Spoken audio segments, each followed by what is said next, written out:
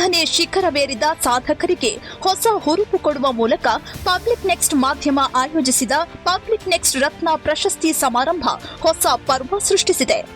S ವೀಕ್ಷಕರೇ, ಹುಬ್ಬಳ್ಳಿ ಧಾರವಾಡದಲ್ಲಿ ತಮ್ಮ ಉದ್ಯಮ, ವ್ಯವಹಾರ, ಶಿಕ್ಷಣ, ವಾಣಿಜ್ಯ ವಹಿವಾಟು ಸೇರಿದಂತೆ ಯೋಗ, ಸಂಸ್ಕೃತಿ, ಸಹಕಾರ ಸಂಘ ಸೇರಿದಂತೆ ವಿವಿಧ ಕ್ಷೇತ್ರಗಳಲ್ಲಿ ಸಾಧನೆ ಮಾಡಿದ ಸಾಧಕರಿಗೆ ಕೇಂದ್ರ ಸಚಿವ ಪ್ರಹ್ಲಾದ್ ಜೋಶಿ, ಹುಬ್ಬಳ್ಳಿ ಸೆಂಟ್ರಲ್ ವಿಧಾನಸಭಾ ಕ್ಷೇತ್ರದ ಸಾಧಕ ಮಹೇಶ್ ತೆಂಗಿನಕಾಯಿ, ಸ್ವರ್ಣ ಗ್ರೂಪ್ ಆಫ್ ಕಂಪನೀಸ್ ವ್ಯವಸ್ಥಾಪಕ ನಿರ್ದೇಶಕ ಡಾಕ್ಟರ್ CHVSV ಪ್ರಸಾದ್ ಅವರ ಉಪಸ್ಥಿತಿಯಲ್ಲಿ ಪ್ರಶಸ್ತಿ ಪ್ರದಾನ ಮಾಡಲಾಯಿತು. ಹುಬ್ಬಳ್ಳಿ ನವೀನ್ ಹೋಟೆಲ್ನಲ್ಲಿ ನಡೆದ ಕಾರ್ಯಕ್ರಮಕ್ಕೆ ಸಾಧಕರ ಜೊತೆಗೆ ಕುಟುಂಬಸ್ಥರು, ಪ್ರೋತ್ಸಾಹಕರು, ಸ್ನೇಹಿತರು, ಸಂಬಂಧಿಕರು ಆಗಮಿಸಿ ಪ್ರಶಸ್ತಿ ಪುರಸ್ಕೃತರಿಗೆ ಪ್ರೋತ್ಸಾಹ ತುಂಬಿದರು.